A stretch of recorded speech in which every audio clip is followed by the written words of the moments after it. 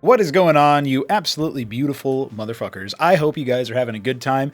Today we're going to be taking a look at actually a little bit of a preview of an upcoming playoffs match in the Throne Room stage of Acropolis number 2. The Shambler, Terran player, taking on Kenoli, Zerg player. We got two replays here on Demilune to give a cast. These actually were played some time ago on the 24th of November. So that will have been in the lead up to the Battleman stage and such. So I hope you guys are excited to see what we got. And indeed, we have the Christmas skin on as well. So that is very, very lovely. Festive and whatnot. Of course, we do have that disabled in the... Well, you can disable, you can choose to enable or disable the celebrations in your config, and it won't cause any troubles or anything. But as of right now, in this version of the game, that was actually bugged. That's something that we only fixed later on. So, you know, some of these replays are going to get a little festive for the month of December. And really, I think the only way to fix that, in air quotes, would have been to set my time clock to something other than December. But Shambler is going to be our White Terran in the top left. And Kenoli is going to be our Pumpkin Zerg in the bottom right. Shout out to Veek7, who drew the presents on the Hatcherosk, as well as the other variants. He also, we have DF's work here for the presents. The astute observers will know that the boxes are actually supposed to be full. There's also some other related issue to that that needs to be rectified. But they are actually supposed to be full. Instead, they're harvesting gifts and then bringing back empty ones. That's like the depleted mineral there. We never ended up coming up with a solution for what the Vespene should turn into. Maybe post some comments in the section below here. Tell us what you think Vespene should turn into for this sort of thing. I was thinking, I do have it be coal.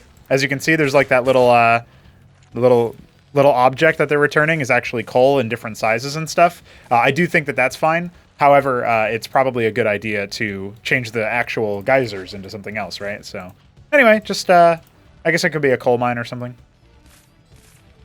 So it is going to be a double fulcrum opener here for the Shambler. I feel like what we're going to end up seeing here is a similar style to what he ended up using in his battlements group. If I go back and check the calendar here, then I can see that the 24th was actually the Sunday after the Shambler had already played. So this would have been... The Shambler and Kenoli played on the 23rd in their battlements group and managed to make it out in first place for the Shambler, and Kenoli made it out in second place. Of course, his group had hit him up in it, and as well as Gerald Storm. He was not favored to get out at all. Impressive that he did. And as we get a little bit deeper into this build, we see Kenoli going for Larvosk into Pool into another Larvosk, so fairly bog standard stuff there. I do think that the Shambler should be favored in all of these matches. He is, of course, my favorite to take the match against Kenoli once the Throne Room stage rears its head again this weekend. Although one of our matches will be being played on a Friday. Of course, you can join our Discord server to keep apprised of all of the plans there. But yeah, I'm looking at the way that this is planning on, you know, what we're planning on seeing here over time. And 100%, one of the things that I'm hopeful for, one of the things that I'm optimistic about, is the fact that we have the Shambler trying out his mech style here as a little bit of a practice game, and this will be ideally something that ends up, you know, translating into the actual matches that we're going to see on the playoffs stage. It was really fortuitous that these two played some games that were submitted to the Castover thread, because there's a few other cases where, like, you know, maybe some tournament contenders ended up playing each other, or some people who are actively in the tournament ended up playing each other. But it's very rare that you end up seeing that, and then also having, like, the matchups ready to cast in the event that they end up fighting each other. Like, I know that Hit 'em Up and Neblime were talking about playing. I don't know if they actually did end up playing. I know that, like, Top Ramen and Art of Turtle definitely played a little bit. But, like, you know, these are matchups that we're going to have this weekend, and you know, they usually don't want to release those replays beforehand. You know what I mean? So, yeah, definitely something that is worth pointing out here. I love that I was able to add little eggs to or little hats to everything, including the eggs. That's very silly to me. You can tell that the Quasilisk hat was for the old graphic because it's up too high and should actually be moved down a little bit. And probably actually it should just be taken off of this graphic because the head wiggles a little bit too much. And instead it should be rendered directly onto the graphic with a new skin. There's a few cases where we should have those kinds of sprite replacements, similar to how, like, the Christmas lights that I threw on the Ministry. In fact, we won't see it in this cast over, but there's a Christmas decorated Nexus that I believe was done by Milestone way back in the day. So shout out to him. Now, the Nathricors are up here in the 12 o'clock area as the Shambler is floating over his natural grabbing his Ant Seal, so he's definitely going for a similar setup to before, adding a second Watchdog, his first one already in play. I feel like just with one alone, plus the repair, you're probably going to be safe to clear out 6 Nathricors, right? It's not really going to hurt you too much. Now, his one Vulture, or he's actually got 2 Vultures, one of them does have mines, but they're not down yet. That would definitely shut down a push across the bridge. Instead, Shambler is posturing to do that himself. This will probably make Kenoli decide to pull the trigger on the attack as he's putting down his own hatch.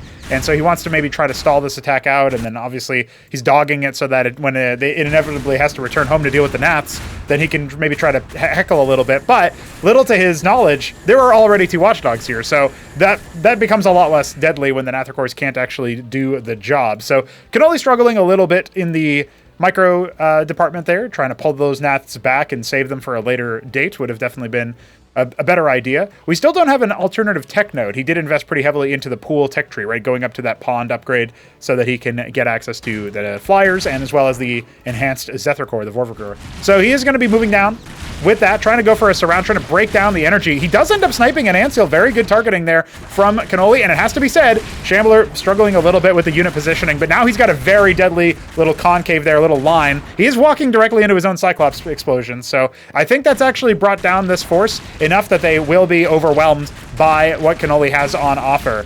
And yeah, that's going to be a cleanup for him.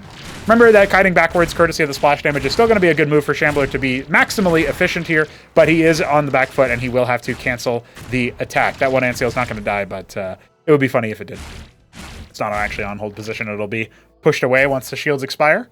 Okay, so Shambler's going to redouble his efforts back at home, maybe be a little bit more on the economic side. He did transfer a lot of workers from the main to the natural, and now he's very undersaturated in the main. So he's going to have to think about what to do there. He's going to go ahead and saturate the gas with those idle workers in the natural as he puts down a 3rd Fulcrum.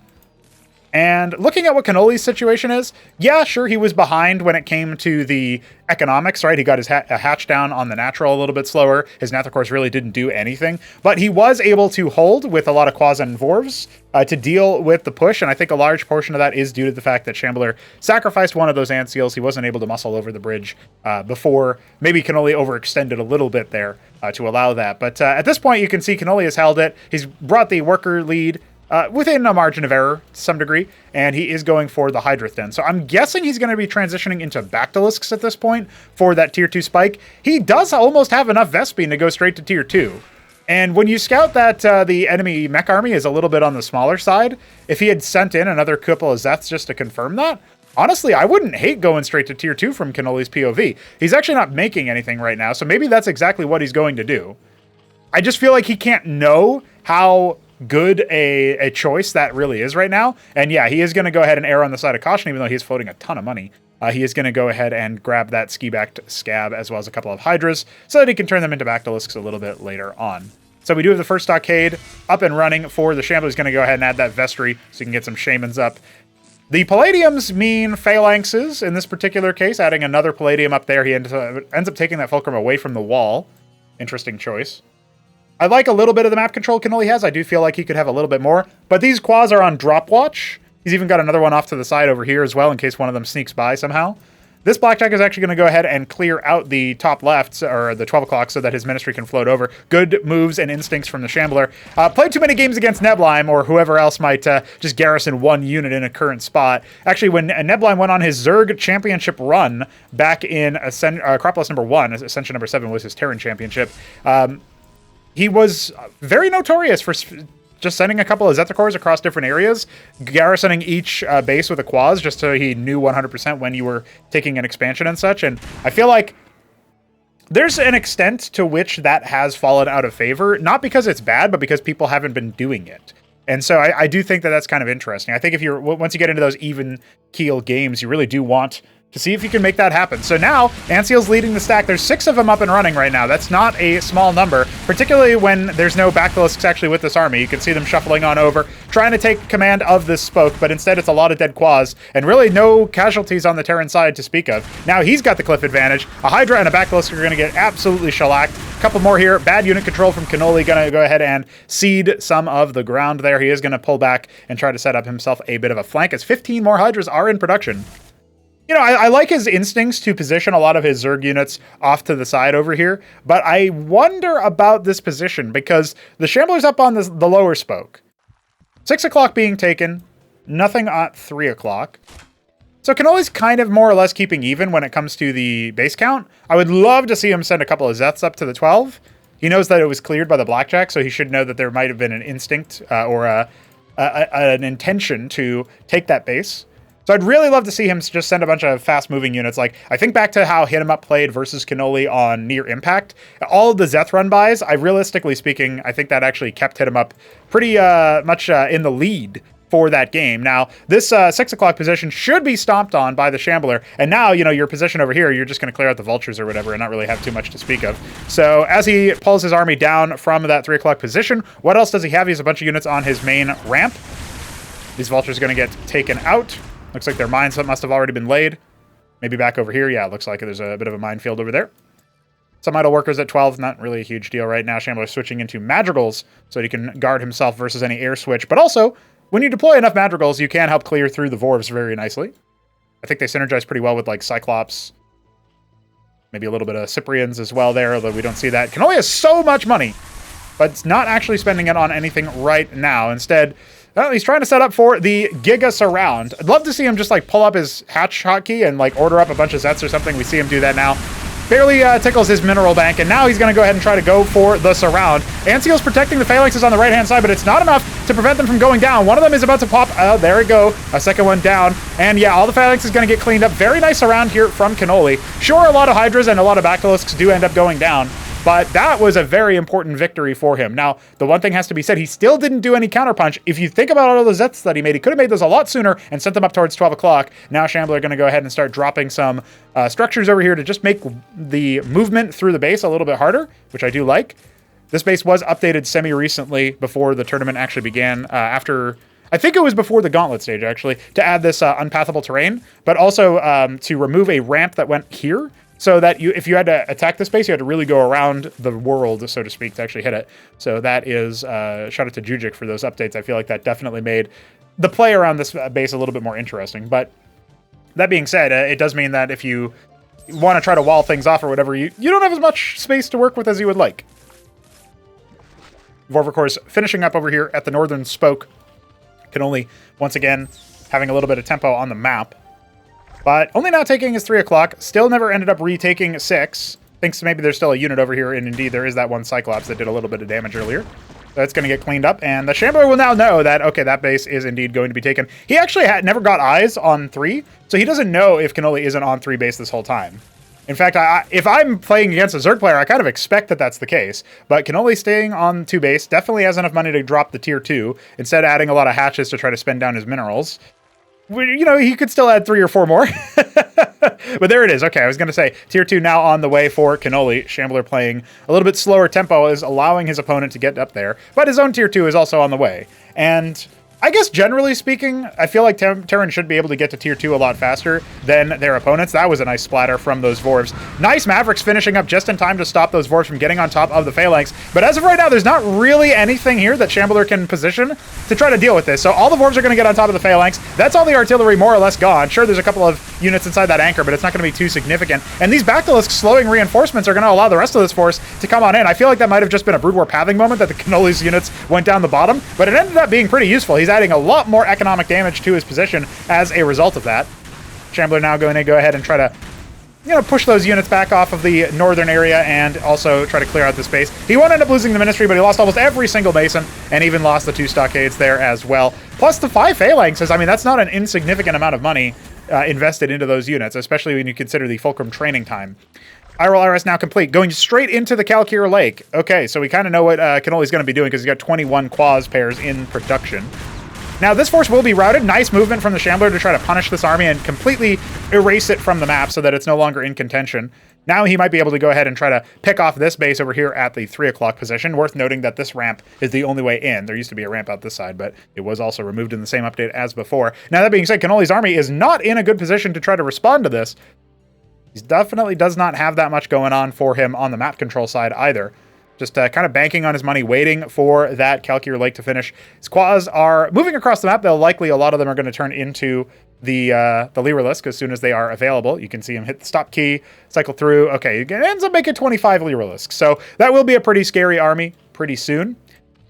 Well, that being said, I mean, looking at the way that the Drolets are being put together here, I feel like, as of right now, the way that the army is jockeying for position for the Shambler, he is setting up another ministry in there just to replenish the worker count. Still actually has the worker count advantage over his opponent, and obviously has had that base up for a long time. So I want to say that Kenoli's move at 12 o'clock was good because it reset the board, but I don't even think he became ahead from that per se. The scary thing for Kenoli is that, or for the Shambler, is that if Kenoli's army gets big enough and powerful enough and he ends up wiping the Shambler's military enough times, well, obviously the Zerg is going to outproduce you if they're on even bases, which now they are. But saturation's still a little bit better for the Shambler. He is also capping his gas, which is something that Kenoli is not doing right now. And he's assembling EXODIA. That's what the Shambler is all about here. Trying to come up with that. He does end up killing his own phalanx. I don't know what's up with that. That guy was a betrayer, apparently.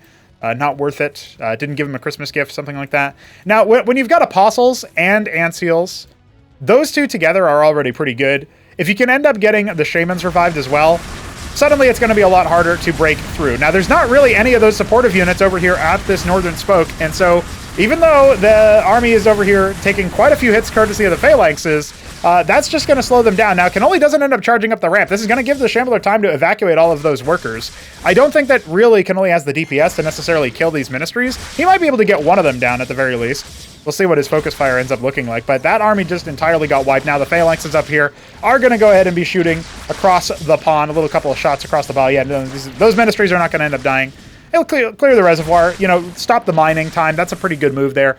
But it was also a pretty expensive one. And again, we see Kenoli has no defenses anywhere on the map, still didn't end up retaking 6 o'clock. Now he's starting to set up defenses with those idle workers that have been there at 3 o'clock for a little bit. I don't know. I feel like Shambler could just move across the map at any point and pretty much end his career in this particular game. Now, a couple of Masons still continuing to be rallied over there. They are going to get pulled back after many of them end up dying. What else do we got there? Going to go ahead and repair those ministries. Makes sense. Adding another captaincy. As you get into that gas cap territory, extra captaincies are not bad. I mean, you can add more Apostles. Definitely can add some Heracles for the front line. I was going to say Madcaps, but I think most people are of the opinion now that Madcaps are not very good. So stay tuned for the next update, I suppose. Madcap buff. I guess the one thing you can say is that Kenoli's scout at the 9 o'clock has really given him a lot of vision and a lot of understanding that the Shambler was on 3 bases this whole time, and now he's on 2 bases. So even though I still think, you know, you look at the worker count, obviously in favor of Shambler, you look at the fact that he's got the extra ministries, you look at the fact that he's at, I would say, a more, evenly spread tier 2 army. There's a lot of things going for the Shambler, but he does not have a 3rd base running anymore, and Kenoli's starting to cap his gas. In fact, 4 gas caps coming up because there is 2 double gas at the 3 o'clock position there. And so Kenoli, as long as he hangs on to his army and doesn't get wiped by EXODIA moving across the map. In fact, the ministries are being used not as actual expansions, but right now they are basically trying to lure in and absorb damage from Kenoli's army. There is no spread over here either. Kenoli is going to go ahead and take out a number of those supportive units, the Ancials being brought down quite a bit, but the Apostles are going to start regenerating, reviving the Durandals, and pushing this force back. The ministry's coming up as well to continue to absorb some damage, absorb some bounces, just a little bit there that they are going to be taking in exchange for allowing the rest of the army to stay alive. Now, that being said, Kenoli on this spoke has so much extra cliff advantage, and I heard a lot of Apostles go down, which means that we are not going to end up seeing Shambler take this army for free. There's only 1 Apostle left. It looks like he does end up reclaiming another one, so I guess that's something. Could be better focus fire from Kenoli on this side, but more units coming in from the north are going to go ahead and rout this Zerg army. It wasn't without cost. You see a lot of tank mode phalanxes that are moving around here. A couple of Lyrilisks end up pulling back. Kenoli doesn't have that many units back at home. This could be what I was talking about, where Kenoli is a little bit too slow on the uptick to actually get more units and set himself up for success, especially with the bank that he has. It's hard not to criticize that, and I don't really see him being able to withstand this assault, right? If these were 28 completed Lyrilisks already, he would still be having a difficult time with all the phalanxes. That being said, many of them are wounded, but this looks like Kenoli is about to just go ahead and concede this. He has nothing coming. He has he only ever really stuck on the 1 tier 2 structure, the Calcure Lake. His Lyrilisks are going to go ahead and finish. Sure, that's helpful. But as the Ancials end up falling, that's not really going to be enough. That is not going to be enough to hold off all of the phalanxes. I think there's 1 shaman and a couple of clerics in here, or maybe there's just the 1. Yeah, there's 2 clerics in here. Slowly healing up the phalanxes as well, making them even harder to deal with. And yeah, Kenoli's just watching in perhaps some disgust as his APM drops precipitously low. That's going to be, I guess, it for him, unless he wants to try and come up with some kind of reaction. I'm actually wondering if in spite, he makes tier 3. I'm a little bit concerned, like, what is he doing exactly? I guess he's going to go ahead and drop the Alcac. He's going to try to use his tier 2 while he's got it. Making the tier 3 is definitely a bit of a meme. Okay, I was wondering if maybe the replay broke, to be honest, which I hate to say because when it's not true, it's kind of the same level of disrespect as saying desync, question mark. Whether intentional or not. So, yeah, you know, could have been better there on the end for Kenoli. This is kind of what we observed versus Aoud as well. He was just a little bit too slow on the response time. I will say that this is back when he was playing a little bit more actively, so he was a little bit better in the early stage of the game, but fell off like a truck, I guess. Well, that doesn't really, you don't really fall if you're in a truck, do you? Like a truck off a cliff, something like that. Definitely precipitously dropped when it came down to the wire with the longer game. And he could have set the space up a long time ago, and definitely I think he had some really nice movements with his army, but the macro style definitely needed a little bit more work. And as of right now, I think we're probably just going to go ahead and speed through the rest of this replay. I do think that there was a game that Shambler mentioned where the game was over and they decided to stick around and talk. So this might be that game where there's just some discussion there. So I'm just going to go ahead and speed through this. I promise the replay is not borked. Maybe they were talking in voice chat. Yeah, I think that's probably what it was. So there you have it. That's going to be pretty much the end of the game. And voila! We have our first result here. Even though that ended up looking pretty bad at the end there for Kenoli, I will point out that up until some amorphous point within the mid-game, he was trading somewhat evenly, and Shambler it was a matter of time before he pushed out. But you could imagine if Kenoli had spent down his money while that fairly cost-efficient trade happened to the northern spoke towards the end there, and he had another military force ready to go, he would have been fine. But the Shambler did end up taking the dub. Let's see what happens behind door number 2 for our second game. Coming into this one, we have reversed positions. The Shambler's White Terran is in the bottom right, and Kenoli's Pumpkin Zerg is in the top left. I will point out that these players definitely make it too easy for me, because Shambler's only ever like white or red, I think, are his color preferences, and Kenoli is always purple. I mean, pumpkin. But he was up against Aoud, who's also always pumpkin, and Aoud got the color every single game in their series of Throne Room. So just want to throw that out there, that he lost every game that he wasn't playing as pumpkin. Now, he lost some games that he was playing as pumpkin, but details. Shambler going to be trying for a Stockade opener this time around, and Kenoli going for his Kagrant into Pool. Actually, it looks like based on timing, this will actually be a full-on Larvosk before Pool, especially since he's continuing worker production behind this. There are some subtle nuances before this. I know that StarCraft 1 players, returning from StarCraft 1 and coming to Cosmonarchy instead, or in addition to StarCraft 1, you guys are probably, if you're anything like me anyway, you're curious about like what the efficiency looks like for all of this stuff. And I would say that the way that you can think about it is the faster you get your Larvosk or Hatcherosk, the faster you're going to get more larva. And the faster you get your pool, the less your economy is going to be looking good, but the better you're going to be at holding off early aggression, which actually usually is what happens with Stockade. And the better you're going to be in terms of like safety, but the worse off you're going to be in terms of the longer term macro game. And so that's like an easy way to think about it. It's the same thing as like if you get pool before hatch versus hatch before pool. Pool first is, in StarCraft 1, is obviously going to be better for economics, better for military, and then hatch first is going to be better for economics. But hatch first is more greedy, more risky, depending on the matchup and, of course, the map. So Kenoli actually scouting pretty late, but Shambler not scouting at all. Probably going to be relying on a bio move out to do that. These Mavericks with the hats are happy to be here during Christmas.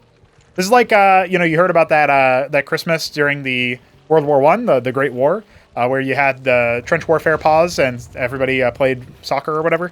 Yes, I call it soccer because I'm American. You can eat my ass. But with that being said, that's kind of like this, except they don't stop fighting. They just wear Santa hats as part of their garb. Starpad coming up here about halfway complete for the Shambler means that we are probably going to be seeing a Cyprian drop. We already see the Cyprians being made. Could be Cyprian Huracan or just some bio mix, but you can put 4 Cyprians in a Trojan, and that can do quite a bit of damage. We saw this sort of something similar to this being done by Hit 'em Up in the group against Kenoli when he rolled Terran on Genesis Y. That was game 4 of their group. So if you want to go back and check that out, Group A, game 4. The play that happened there. Oh, look at this. Kenoli's actually going for double Ovaleth. So I think both of our players are going to be going for kind of a drop style, except Shambler's not going for a drop style. He's going for a fast Anseal. So this is actually going to be a fast move out for him, where he's just going to try to, hit a nice early timing there. Now, what is Kenoli going to be doing with the Quas? He's got enough for 1.5 drops, basically. He's going to make a couple of more Quas and then fill those up, it looks like. And I'm going to take a sip of coffee and remind you guys that on the Co-Fee website, you can donate to project development.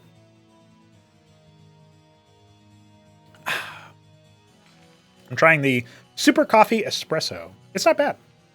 I mean, it barely tastes like anything, but it tastes like progress. I do always refer to those as elixirs of productivity, and I'm sure you guys can guess why. Smash.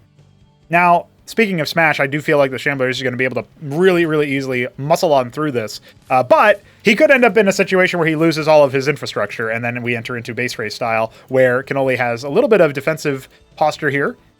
He's even going to be on the across the bridge and encountering the forces here. Well, he's not making a beeline when it comes to the Ovalets, and he's not responding to this push. He does end up forcing a stim out, which is pretty big, actually. That's 10% of the health of each Maverick, so that was something like 35 damage just dealt there. But there's a couple more Quas coming. He's emergency adding another Kagrant for a Circuith, obviously. Trying to go ahead and heckle this Huracan out because the Anseals are not really doing anything, and now here comes the unload onto the mineral line. They should be able to get out there before the Ovalets end up getting picked apart. Indeed, they will. And only 1 Quas left on the right-hand side. That's not really ideal for Kenoli. He's making a couple of Zets emergency, a couple of Kagrants emergency, and the Quas are absolutely wreaking havoc in the Shambler's main base. Sometimes he plays without sound or with low sound. He might not have actually noticed it yet. I didn't really catch whether or not his camera moved in. But I think he's just going to see if he can make things happen. The second Anseal really is a big trouble here for Kenoli. He's not going to be able to break through that, it feels like. Trying to body block with the workers, I respect the idea, but that Kagrant is going down, courtesy of all of those stimmed Mavericks here. And maybe trying to overwhelm them with the workers isn't the worst thing in the world. We saw Neblime use workers to overwhelm Anseals very, very nicely. But as of right now, I mean, Kenoli has a lot of money. He can drop another hatch to prevent himself from being eliminated and maybe extend play a little bit. But 1 Huracan bravely ends up moving across, and now all the infrastructure is indeed lifted here. Shambler's got a little bit more gas in the bank. He's adding a 4th Anseal. I feel like now it's much too much. They're not going to be able to get rid of all of the Anseal shielding. Terran OP. And I think Shambler's just about cleared it out yet again, showing us a bit of a different cheese. Hey, I don't even know if you would call this a cheese. It just happened to end in a very silly antic at the very end of the match here. And that will be elimination nearly. I say nearly because there was 1 hatch being put down emergency by Kenoli. He's trying to see what he can do, but he's only got 3 Quas. 5 Quas in the enemy base. And the infrastructure is indeed floating away here for the Shambler. Not that it would matter because Quas take ages to kill buildings, but it probably feels even more doubly unfair or whatever, as Kenoli's thinking about where to stuff his hatch, his other hatch. Now he can cancel that one now, and he will end up losing the Droleth, unfortunately, so maybe feels like he should have been doing a little bit better there. He's got the Ovaleth. Let's see what he does. Let's see how... I mean, it's just not possible, right? Because as soon as this hatch gets discovered, it's over. He'll clear the star pad, and that'll be a moral victory here. And that's the game. GG, boys. We've seen it all. And, Shambler does take it 2-0. Honestly, I was impressed with the first half of that first game. Even though Kenoli did float a lot of money in a couple of stages during that match. It doesn't look good for him in this matchup and versus the Shambler, who did suffer a big loss versus Hamster. It was a blowout in the quarterfinals. But I think that's going to give the Shambler a little bit more motivation. And if I'm him, I'm looking for the same statement victory that Ayud had over Kenoli in the quarterfinals. I'm looking for a 3-0. I'm looking for the games to be fairly convincing. Ayud did have that one longer macro game on Near Impact, but for the most part, the games were pretty over and done with. I think if Shambler can do something like that, if he can go up fast 2-0 in the set and then do something like this in the third game to just knockout punch, super fast rush or whatever, then, maybe something like that can end up working out in his favor. I don't think he really wants to show too much of his TVZ. He might still have to play against, say, is an unlikely, small chance he plays Art of Turtle, and maybe a bigger chance he plays Hamster later on. Of course, he might have to play Hit 'em Up Zerg at some point. So that's all well and good. But that being said, going into this, I'm expecting the Shambler to take it pretty comfortably, but that doesn't mean that Kenoli is out of options and without an option to fight back. Sometimes when you just watch back the replays, either because they've been cast or because you're watching them back yourself, you learn a lot. You learn a couple of things. You think about your openings. Definitely some more things for him to try and rectify. He did mention in an interview after his loss to Aid that he was not able to practice much before his Throne Room set.